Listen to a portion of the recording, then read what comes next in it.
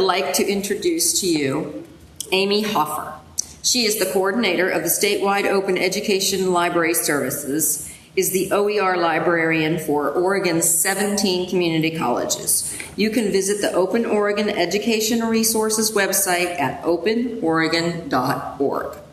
She is a co-author of the forthcoming book, Transforming Information Literacy Instruction, Threshold Concepts in Theory and Practice.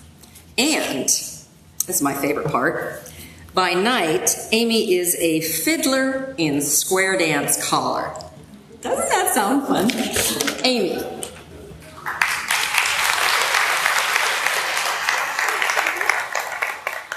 So hi, I'm Amy Hofer. I'm here from Portland, Oregon. And while we get set up, I want to say I think I always want to follow cable from now on. I feel like the rabble is roused, and also you gave a nice preview of a couple of things that I'm going to be talking about in more depth. It's almost as if we planned it. And, while we're getting my presentation pulled up, I just want to say, cable's really great about the big picture, the global view, and OER can also be small steps. It can be very tiny steps. So has anybody actually put an open license on something that you've created? So have a personal open policy, right? Put an open license on something. And what's nice about that is, we ask faculty to do this, but you will really quickly learn the questions that they have to ask, what's your contract with your institution? Do you own the copyright, or does your college or university own the copyright? And if it's their copyright, how do you get permission to put an open license on something that you created? And how do you do the Creative Commons license chooser, and how do you then get it onto your document, and what do you want that to look like, and where do you want to put it, right? All of these questions, when we're asking faculty to do it, let's go ahead and try to do it ourselves next time you make a handout or a LibGuide or a website or whatever it is. Oh, thank you so much. Okay, so that's my plug for having a personal open policy. So,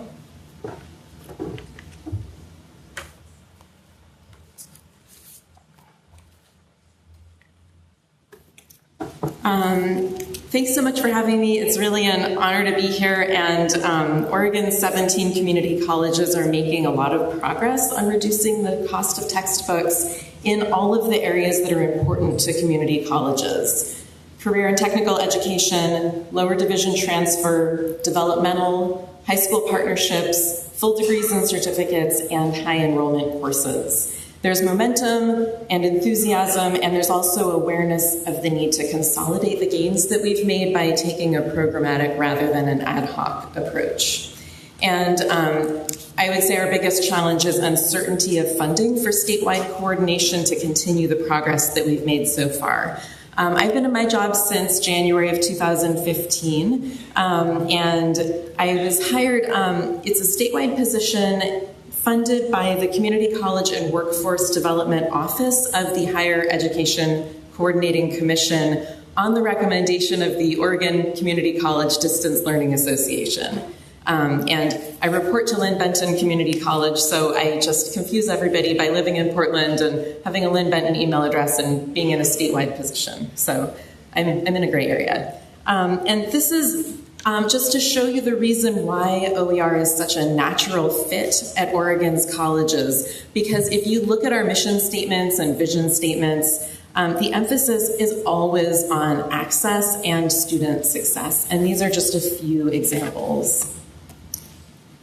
This is our logo. It was donated by Lane Community College, and Open Oregon's mission statement is that we promote textbook affordability for community college students and facilitate widespread adoption of open, low-cost, high-quality materials.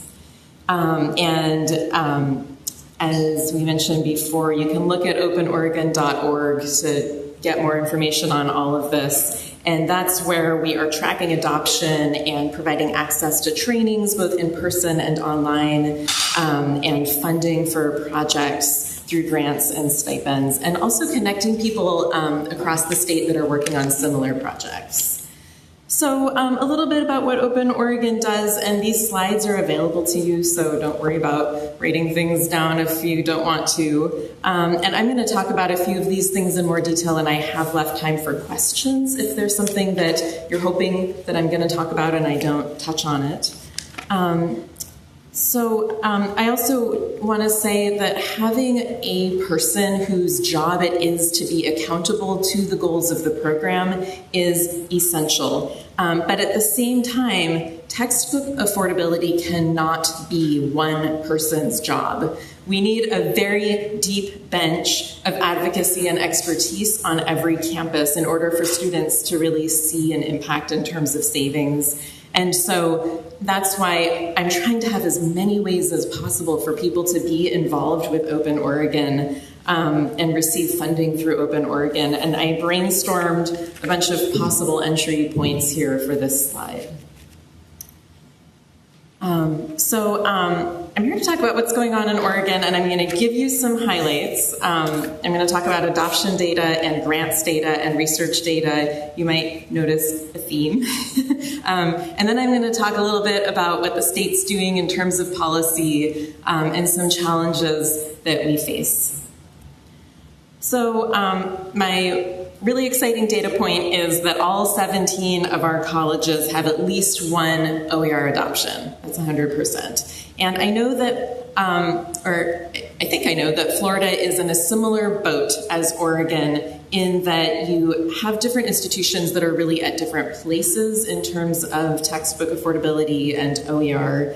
And Oregon is the exact same way, and just to complicate things even more, our colleges and universities are not in a system.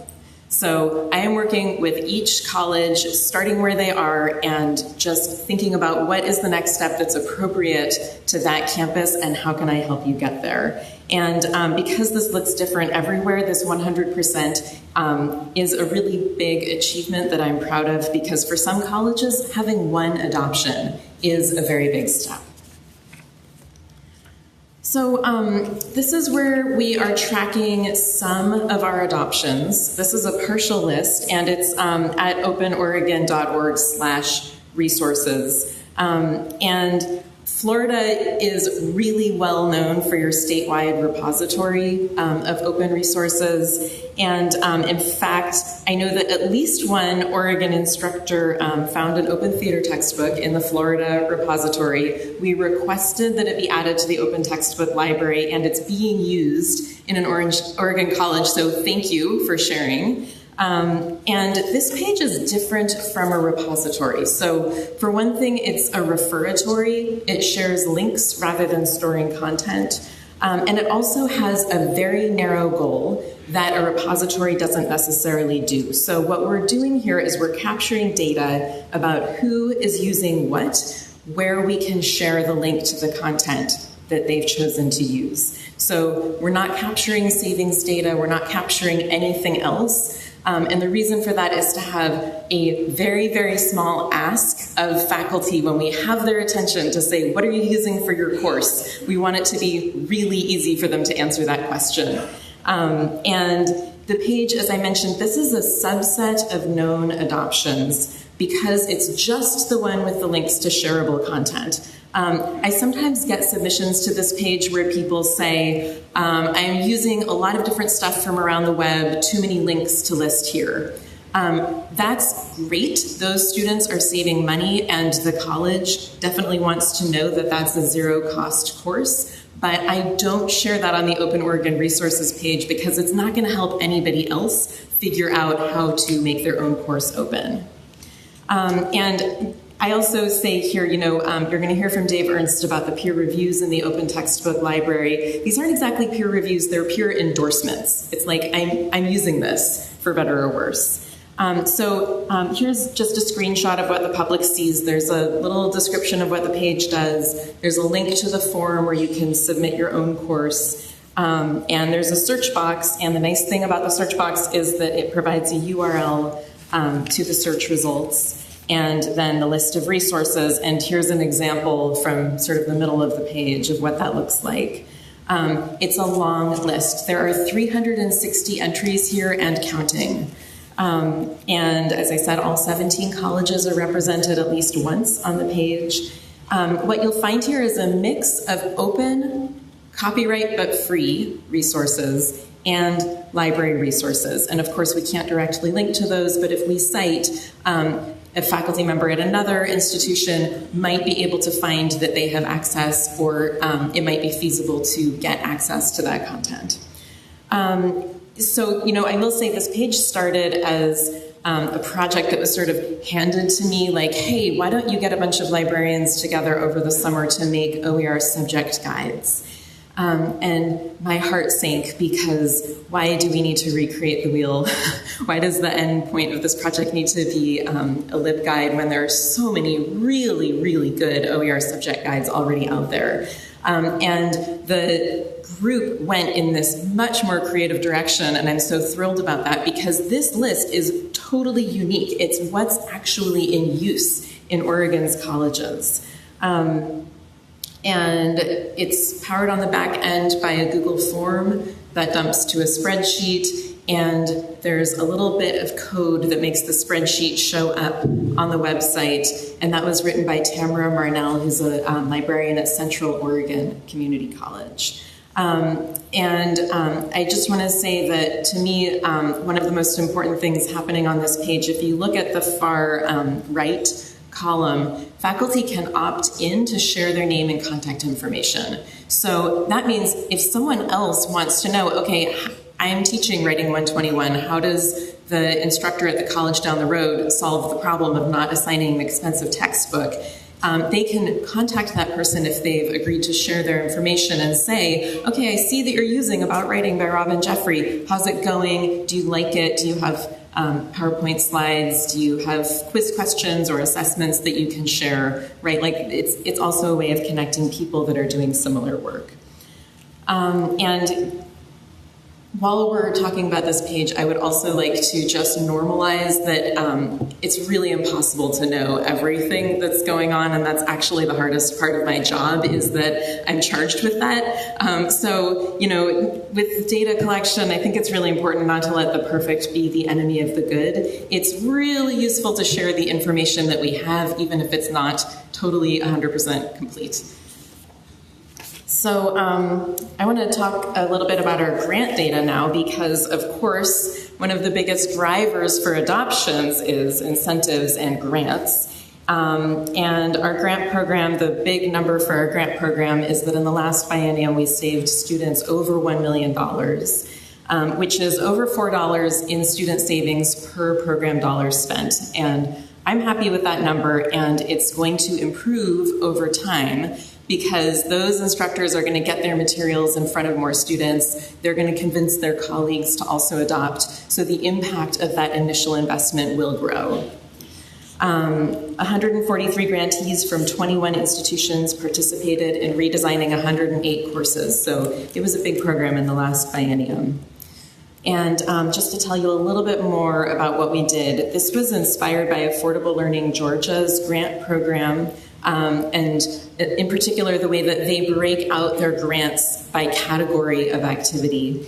And we started with the adopt grant category, which is like you're not modifying, you're just adopting something that's open as is, and you're redesigning your course to use that open content. We started with 9 of those in comparison to 21 grants where people wanted to revise and remix. And to me, that really showed, okay, instructors want to take advantage of the affordances of the open licenses. They want to customize their course materials. But then the number jumped up to 54 adopt grants, because I got some late-breaking grant money late enough in the biennium where there wasn't time for people to do more involved projects. It was like, no, please just adopt as is, try it out, see how it goes, like revise it later if you need to. And so we got a lot more people involved at that point. And for next time, when I have more grant funding available, I really have liked that rolling grant model. So in other words, instead of spending all of the grant money in a lump and then having to tell people, no, wait 2 years for the next round of grant funding to become available, it's been really nice to be able to have interested faculty say, hey, can I apply for a grant? And say, yes, you can apply for a grant every quarter. So in the future, I'm going to be holding back some of my grant money so that I can have that rolling model.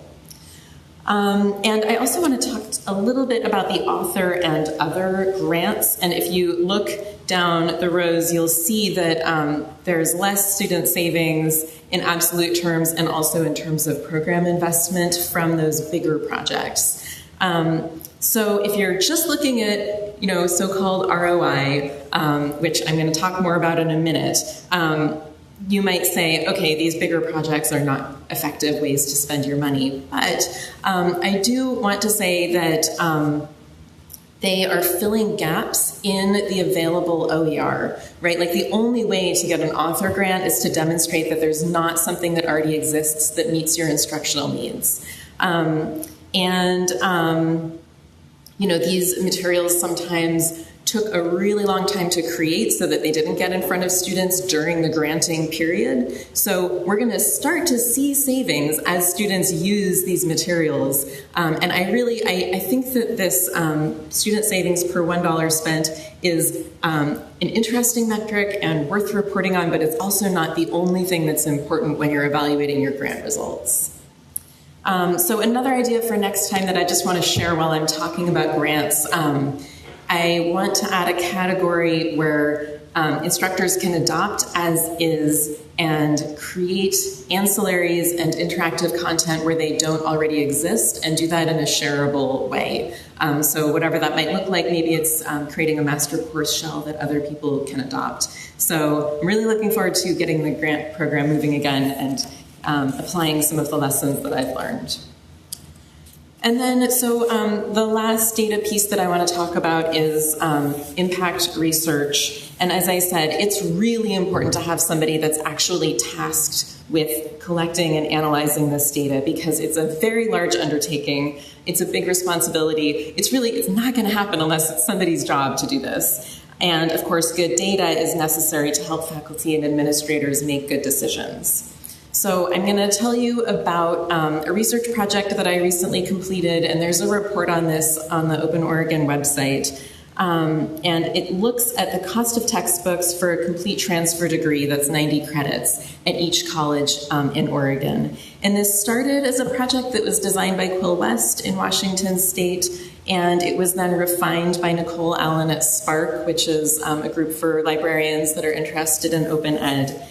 And the idea is to find, what I did is I found the highest enrollment courses that meet the transfer degree requirements, and then I went shopping at the bookstore to find out what the textbooks would cost to meet those degree requirements. And the best thing actually to come out of this, in addition to the data, of course, is that I got to meet every single one of Oregon's college bookstore managers, and they are such a great bunch. They are totally on the side of student success. They care so much about affordability. They're on the front lines, and they often receive the blame for the high textbook prices that students see, but they don't actually select the materials. That's faculty's job. And the bookstore managers are the ones negotiating with the publishers to get the best possible price, but their hands are tied.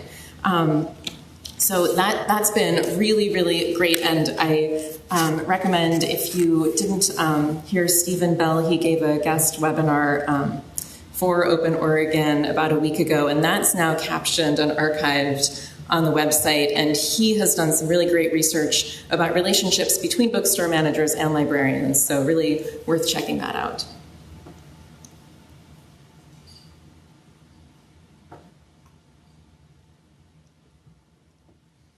Okay, so to tell you a little bit about more about my research, it involved a very large number of spreadsheets because I was looking at 17 colleges and 3 degrees per college. And as I said, I looked at the most likely path that a student would take through the degree requirements based on enrollment data provided by the state of Oregon. And so that schedule does not look like a pathway that an individual student would actually take. The schedule might look really weird. It's what students are most likely to take collectively most often, because this is where the cost reductions can have the greatest impact. And then, as I said, I went to each college bookstore's website and I looked up the required cost of textbooks for those courses. If multiple sections of the course were being offered, I always chose section 1.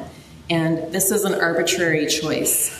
And the reason for it is to account for the fact that students don't always have a lot of flexibility in their schedules, right? Like they have jobs and they have childcare and they have a lot of other obligations that they're juggling. So I wanted to find a way to account for that. And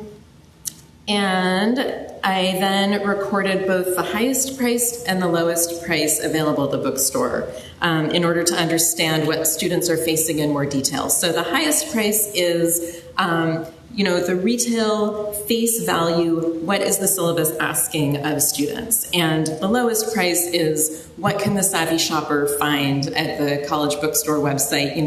Maybe they don't have the ability to retain if that lowest price is a rental, so they're missing one of the 5 R's there. Maybe it's the loose leaf. Some stores include a little comparison to online alternatives like Amazon and Half.com and Chegg. But bookstore prices are really what we need to stay focused on, because that's where student financial aid money can be spent. That's where benefits can be spent, like veterans benefits. So those are really the important prices to stay focused on. And I did not include the possibility of buyback in this research because the students aren't guaranteed to be able to sell their textbooks. If the instructor has moved on to a new book or even a new edition of the same book, the bookstore might not be able to buy back. So that's just not part of this analysis. It's a question that I get asked, so I thought I would just tell you. And what I've described so far is what I did in 2015, and then I repeated that in 2017 because I wanted to have an apples-to-apples comparison. But in 2015, we passed House Bill 2871, which required that schools designate no-cost and low-cost courses in the schedule. And this is Portland Community College schedule. This is what that looks like. Here, it's for Writing 121, and in the right-hand column, you can see a lot of these courses have 0 textbook cost, and the second to last one is low cost. It's less than $40 because that's the low-cost ceiling that PCC chose to use. This is a really nice implementation because it has a search feature where you can filter by low-cost and no-cost courses. I think about 4 of our schools have that feature.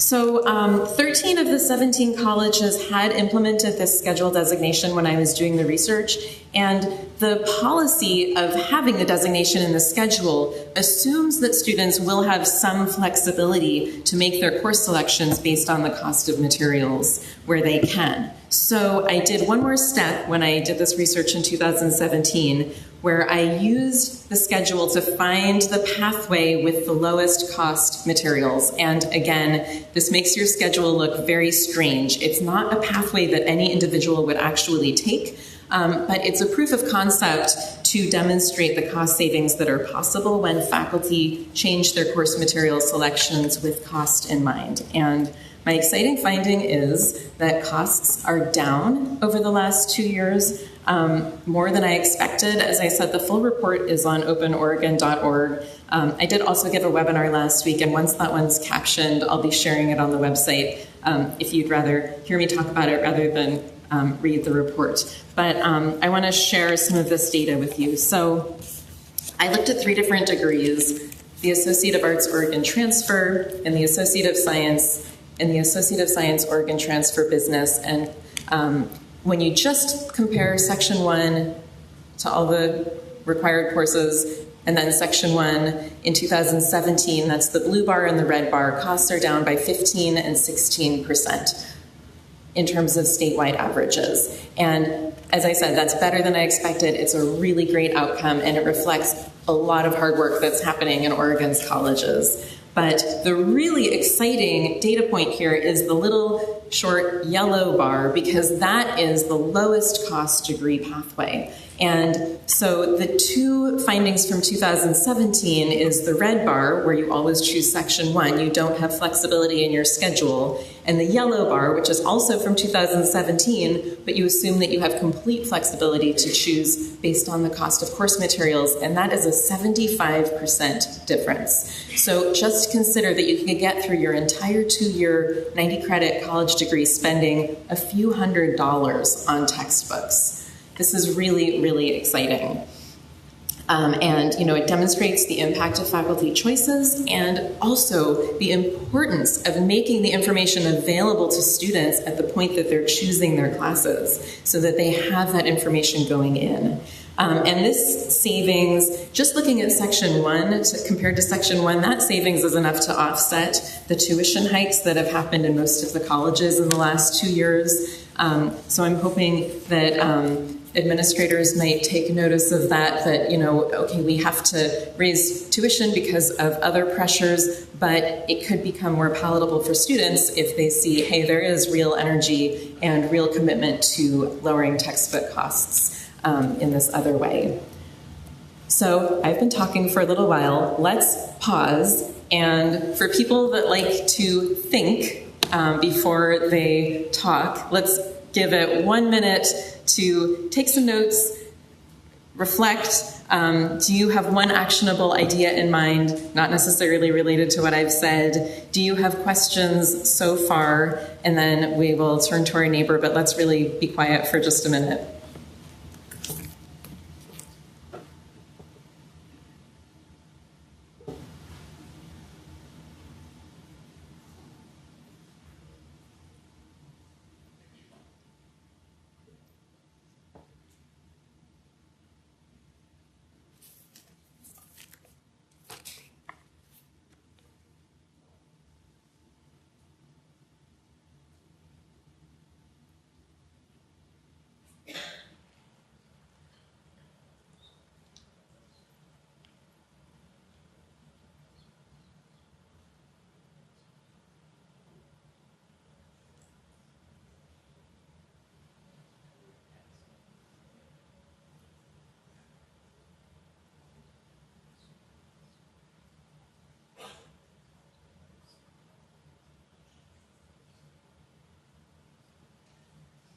I can tell you're all itching to talk to each other. So you're released from silence, and I'm going to give you 2 minutes, find a neighbor or two, and share what you've got. Share your questions. We'll do questions in the whole group at the end of the session, so if you can't answer each other's questions, hang on to them, and we'll talk about them at the end. So 2 minutes.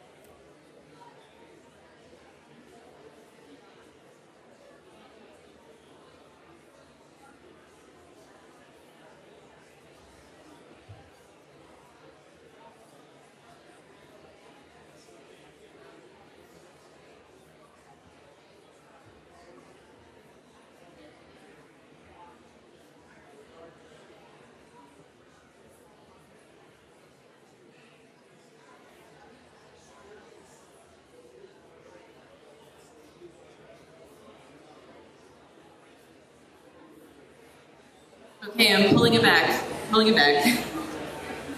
I hate to break it up.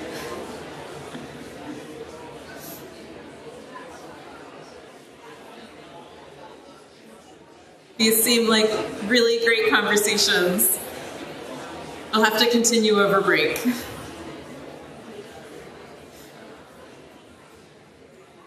I love how animated and excited everybody is to talk about this stuff.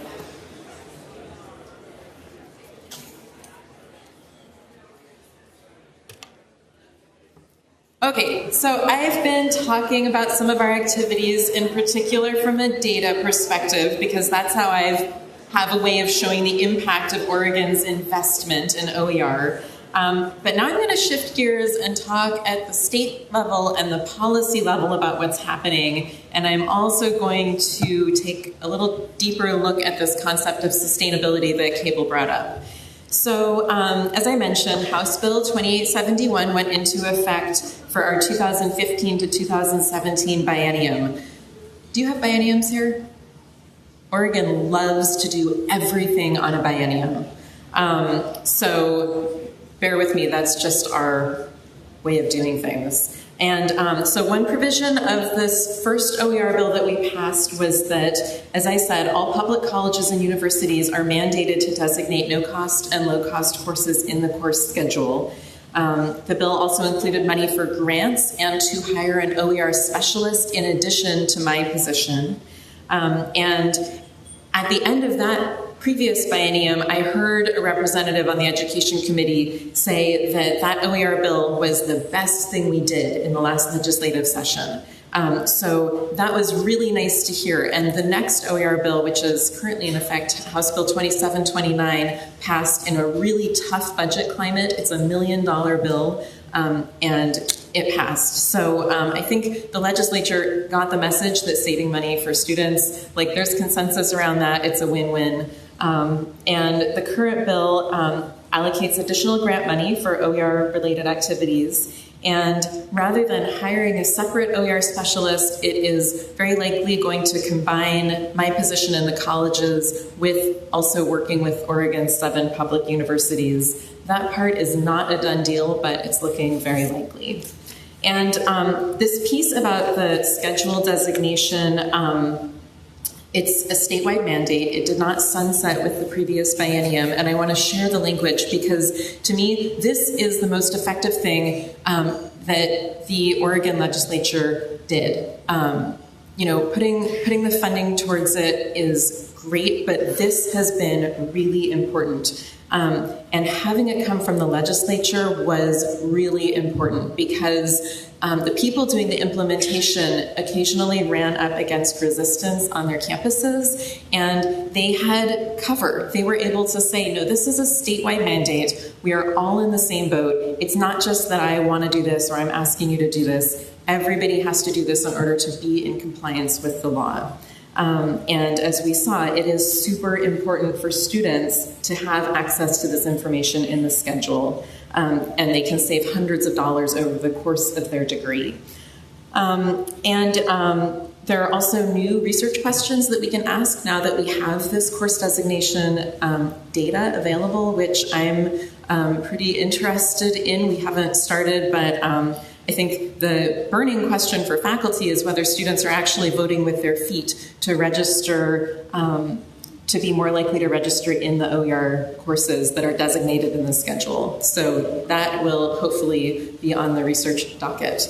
And I will also say that, you know, we're not in a system, we don't have central systems or offices to work with. But we were able to some extent work together to share information and ideas as we did the implementation of this because it's really complex. It involves people in departments that don't usually talk to each other, information systems that are not usually compatible. All of these different pieces have to work together to get the information to show up in the course schedule. And in particular, we have 5 schools that use Genzabar as their student information system who realized, oh, it's not actually possible to comply with this mandate the way that Genzabar is currently configured. So they were able to collaborate and split the costs of the programming on Genzabar's back end in order to be in compliance to implement this.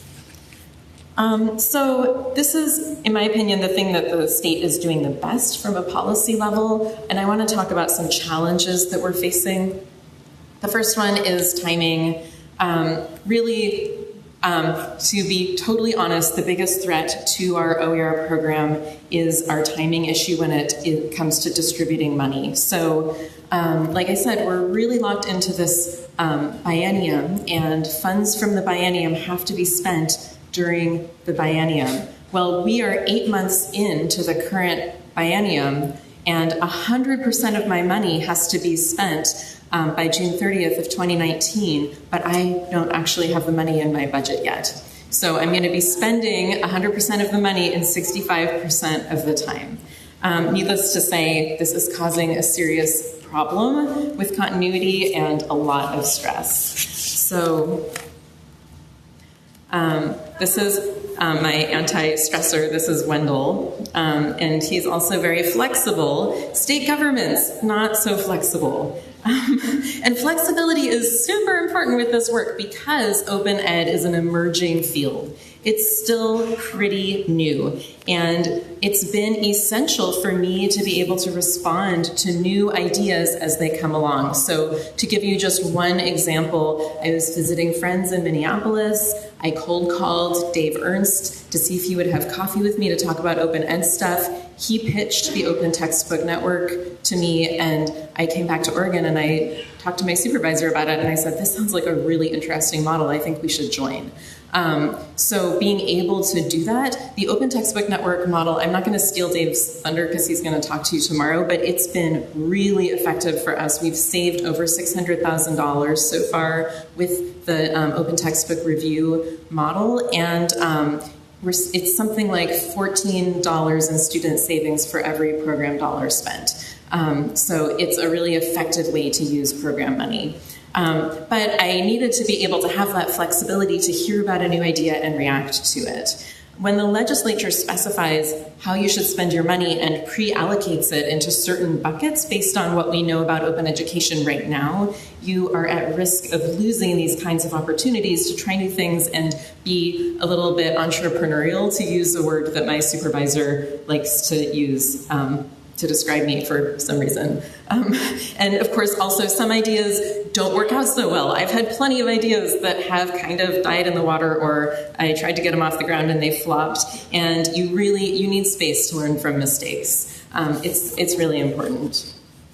And then I'm going to spend some time now talking about sustainability, because in the context of the funding issue that I mentioned just now, I actually think that our biggest challenge is going to be sustainability. But I do say the word sustainability with a grain of salt, because it has some connotations in terms of money and return on investment, and I think we're not always really clear what we mean when we say that something is sustainable, or why that's considered to be the all-important thing for OER. And so, in the context of all the uncertainty and stress that I've been experiencing over the past year, I've had to think about sustainability and what would be a funding model that lets my work continue in a continuous way. So I've been doing some thinking and writing on the openoregon.org blog. There are 2 blog posts about sustainability that are up right now that you're welcome to take a look at. And I'm going to think through some of the questions out loud right now. And unfortunately, I'm not coming here with the answers, but maybe we can help each other get some more clarity. So David Wiley has a definition that I really like. He says sustainability will be defined as an open educational resource project's ongoing ability to meet its goals. And what's really nice about this definition is how open it is as to what your goals actually are, because each college is going to look different. So a valid goal could be achieving a certain savings amount per year, or getting from 0 to 1 adoptions, or eliminating your reliance on grant funding. Those are all valid goals depending on your environment. So sustainability is going to look different at different institutions and over time as your goals evolve. And yet, a lot of times when we say sustainability, it's not with that open-ended idea in mind. It's a more narrow definition that's divorced from specific goals. And I'm not saying that anyone here in this room thinks this way, but bear with me while I talk about what the problem is with thinking about sustainability more narrowly. This is an illustration that Nicole Allen made for a concept that Ethan Sinek talks about, the broken textbook model. In a normal market, there's a direct relationship between the producer and the consumer, but in the textbook market, the producers, the publisher, the people who choose the product are the faculty who choose which textbook to assign for their course, but the people that have the burden of paying the price are the students. And this is very similar to what happens in the pharmaceutical industry, and it equally has a problem with sky-high prices where the people who do the choosing aren't the people that actually pay for the product. So it's very clear, in light of this, in light of the issues that Cable talked about, the current model just isn't working because students can't afford the course materials that they need in order to succeed academically. And equally important, we have a huge amount of financial aid money that's flowing through students to the textbook companies, and then along the way, there's a diversion to some bookstore revenue and then some contribution to the general fund along the way. And that is not going to be a sustainable way to keep our general fund solvent, right? Like artificially high textbook prices are not the way to keep the general fund going. So here is another loop to consider. And I made this to try to think through my problem with return on investment as a description of the impact of OER programs. So with a normal investment, there's a direct relationship between the investor and their portfolio. The returns come back to the investor. But in the case of OER, you've got your funder, public or private, and they grant money, and faculty put in a lot of effort to adopt open resources or create open resources where they don't already exist. And then the savings get passed along to the student. And then at that point, the money invested leaves the loop altogether because students are going to buy food, they're going to buy gas or pay for housing or childcare or whatever else it is that they need to support their lives. Maybe they'll pay more tuition, as we'll see in a minute. But no wonder OER doesn't seem sustainability in the sense of closing the loop, right? Because the benefits are leaving the loop. So there are a few self-support models that we are starting to see emerge. And this is my favorite bridge in Portland where I live. It's the Fremont Bridge. Most people will say their favorite is the St. John's Bridge, but let's give the Fremont Bridge a chance.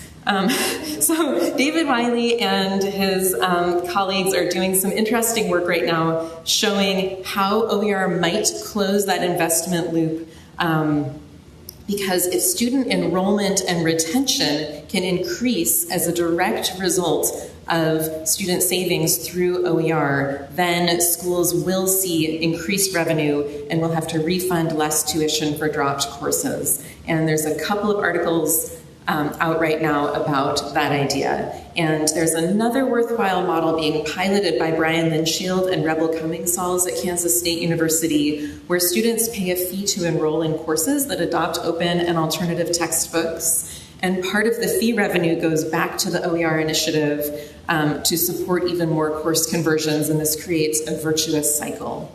And we see similar models in public-private partnerships. So for example, schools that work with Lumen Learning to help implement open education, part of the student fee goes back to Lumen for their work hosting and consulting and supporting the OER program, but part of the fee stays with the initiative at the campus to maintain current courses and develop new ones. So these are a few models that fit that narrow definition of sustainability, but they assume that sustainability depends on new revenue to support the new work of OER in order to close the loop. And I have a former librarian colleague at Portland State University, Bob Schroeder, who says this is bigger than the loop. So let's take a giant step sideways for a second and just think that for an OER initiative to succeed, we need to see improvements in teaching and learning. That's actually what we need to focus on, because if you just take your expensive textbook and swap it with the open textbook, and you're not going to do a good course redesign and you're not going to look at your learning objectives, your students might not do any better than before. If they fail and they have to repeat the course, they didn't save any money. They have to pay the tuition twice. The campus doesn't benefit from any of that like OER goodness either. It's kind of a lose-lose when that happens. So let's just set aside OER for a second and think about good course design, which is where we're going to see the impact on student success. A growing body of evidence shows that good design includes the use of open content because it lowers student costs, it's fully customizable, we can pool our resources to make the content accessible, and it encourages innovative pedagogy. So, the pragmatist, of course, everybody is worried about costs and finding funding to pay for this really good work because Open Ed offers this exciting way to realize our existing long-standing goals.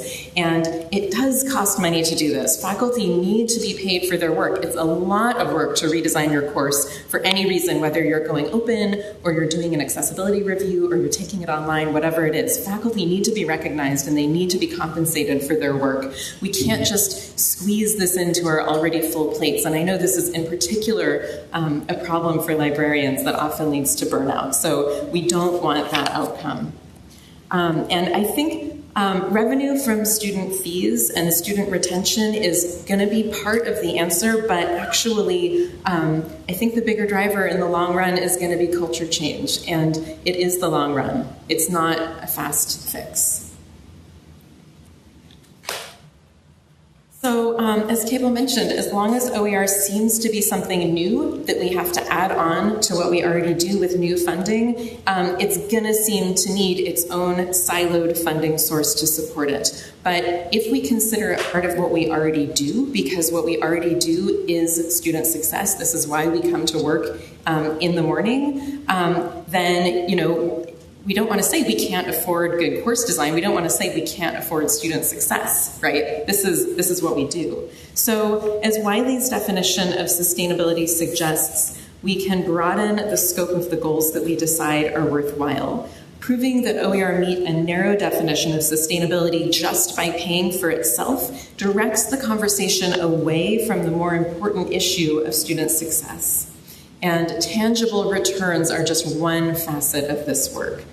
So my time is about up, and I want to leave you with a question. So to repeat Wiley's definition of sustainability, he says, sustainability will be defined as an open educational resource project's ongoing ability to meet its goals. What are your goals? How do you want to sustain them? And we do have some time for questions, and this is how to contact me. I'm very happy to talk to people and, give me a call or drop me a line. Open Oregon is on Twitter with an underscore. So there's an Open Oregon without the underscore, and they get really grouchy when people try to contact me that way. So don't do that. Yeah. Going back to some of what Gable Green said earlier about the equity issues in OER, helping with those issues, I was wondering if you have been looking at anything in terms of the course catalog and publishing the courses and offering and targeting these groups that need that extra special help to get the lower cost courses. That's a really good question, and it's certainly a nice possibility. I know that at Klamath Community College, they have a program specifically for military service members that was looking at making all of their courses open. So, that's an example of how you could do that kind of work. From an equity standpoint, one of the other really exciting things that I'm interested in is how open educational practices can make our course materials more inclusive and bring in more different voices, including student voices, so that there's really more a feeling of representation in our course materials. Thank you for asking that. Other questions? Yeah. Mine is related to 2871. What would you say to those of us in the, at least second stage universities in the state of Florida, where we have all that supervisors in the middle that control the textbook adoption data? We don't know when a faculty member adopts it or when it passes textbook because it's coded as no textbook required. We don't know if that's a library book or there is no textbook. So what has to happen in Florida to be able to support 2871? That's a really, really good question. And I would, again, refer you to the work of Stephen Bell. He's a librarian at Temple University who's been doing some really interesting research about where bookstores fit into OER programs. His finding so far is that chain bookstores aren't necessarily harder or easier to work with than independent or nonprofit stores. So part of it just starts to be building those relationships and understanding how your bookstore works on your campus. And, I think bookstores do tend to feel misunderstood. So being willing to reach out and start small and start informal to build the relationship. But I have heard horror stories where people say, like, oh, we have a chain bookstore and they say that the adoption data is proprietary and they own it and they won't give it to us. Looking at bookstore data dumps is often a really interesting first step to try to find out what's happening on your campus. And if someone says no textbook required, maybe you have some person power to reach out to those faculty members and say, how did you not adopt the textbook? In some cases, you might find a copyright violation is behind that. You might find that library resources are being used. You might find that it's open. You might find that it's a course pack. So the bookstore data is pretty key. And I would just encourage you to remember that we're all on the same side. We all need our students to succeed. If students can't afford the textbooks, then the bookstore isn't going to have any customers. There are real impacts to the bookstore revenue, and we need to be aware of that in a holistic way, but just to sort of remember that we're all on the same side. Yeah. Going back to your work in sustainability loop, has anyone looked at the model just really looking at revenue, especially for publicly funded education? We already measure gains in income from education. We talk about reduced time completion through OER, taking barriers away.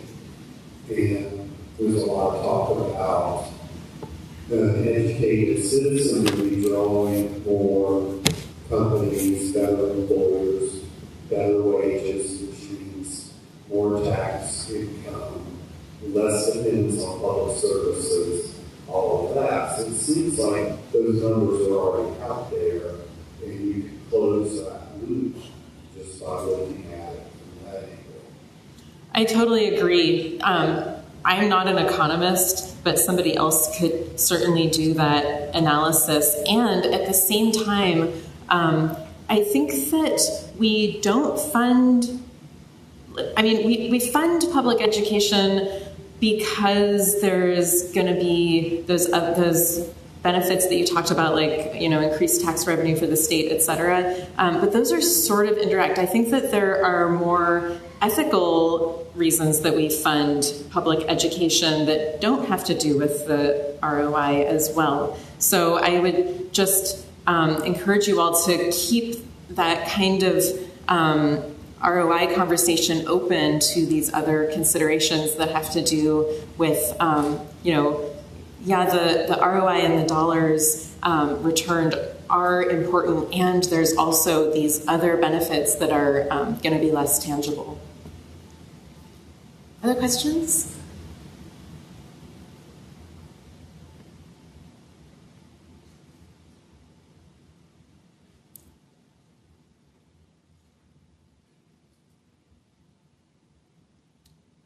Okay, I think we have a break. Thank you.